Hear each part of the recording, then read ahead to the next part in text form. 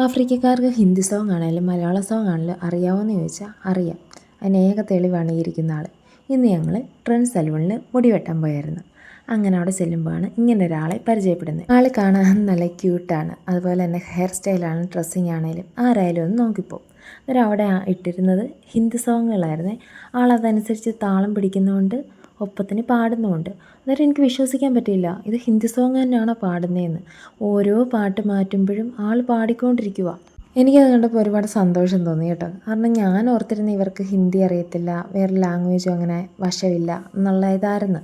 പക്ഷേ അതോടെ എൻ്റെ ആ ഒരു തോന്നലങ്ങ് മാറി കിട്ടി. അങ്ങനെ ഞാൻ ചോദിച്ചു മലയാളം അറിയാമെന്ന് ചോദിച്ചു. അന്നേരം ആൾക്ക് പറഞ്ഞു തരാൻ അറിയത്തില്ല, അതുകൊണ്ട് പെട്ടെന്ന് യൂട്യൂബിൽ വീഡിയോ കാണിച്ചു തന്നു കേട്ടോ.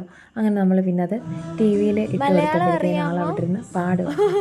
ആൾ പാടുന്നതിൻ്റെ വീഡിയോ എടുത്തപ്പം പെട്ടെന്ന് ഒരു നാളം പോലെ വന്നെങ്കിലും ആൾക്ക് ഇഷ്ടമാണ്, വീഡിയോ എടുത്തൊക്കെ ഇഷ്ടപ്പെട്ടു കേട്ടോ.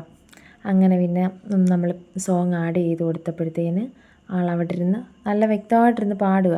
കാരണം ഇത്രയും എൻജോയ് ചെയ്ത് മലയാളം സോങ് പാടുന്ന ഒരു ആഫ്രിക്കക്കാരിയെ ഞാൻ എൻ്റെ ജീവിതത്തിൽ ആദ്യമായിട്ട് കാണും കേട്ടോ.